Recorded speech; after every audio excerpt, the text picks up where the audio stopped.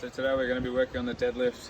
Don't have access to any gyms at the moment, unfortunately, so we're going to do the best that we can. So the deadlift is a movement that predominantly works the quads, posterior chain and the core. So when setting up for the deadlift, we're going to set our stance about hip width apart. Then when we stand underneath the bar, we want the bar directly over our midfoot. So with our grip, we're going to use a standard pronated grip, so our palms facing towards the back. To set up, we're going to start with a slight hip hinge, really activating all that posterior chain, and then we're going to squat the difference there. We're going to grip the bar, keeping our lumbar spine nice and neutral, pulling our shoulders slightly back, activating those lats, and then from there we're going to just stand up with the bar, keeping the bar nice and close to us, and standing all the way up, extending those hips and knees. So from the side,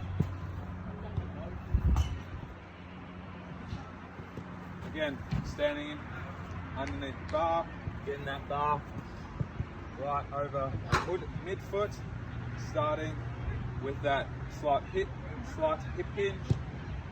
Then we're going to squat the difference, keeping our arms fully extended, gripping the bar with that pronated grip, neutral spine, and then pulling the bar up in a straight line as close to the body as possible until we get that fully extended knees and hips. So with the deadlift, it's important to really place all the weight and pressure and force through our quads and legs rather than our back.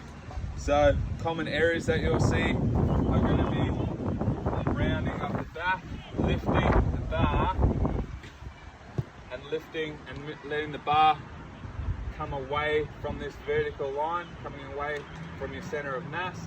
That's going to place excess pressure on that lower back.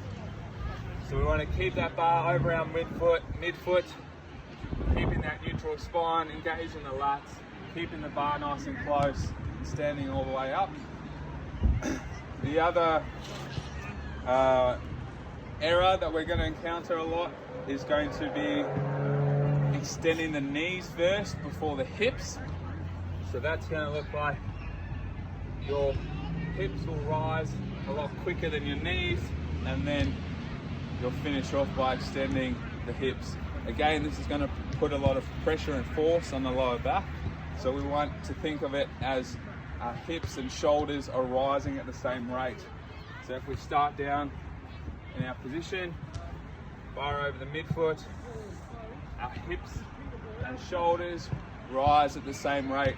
So keeping this bar in a very vertical line as we're lifting from the ground all the way up. Again, to keep our center of mass as neutral as possible, we want our weight directly through our midfoot, so not too far on the toes and not too far on the heels. So again, getting into that setup position, so slight hinge of the hips, squatting the rest of the way down, gripping the bar, activating the lats nice and tight through the posterior chain and core, neutral spine, and just standing all the way up.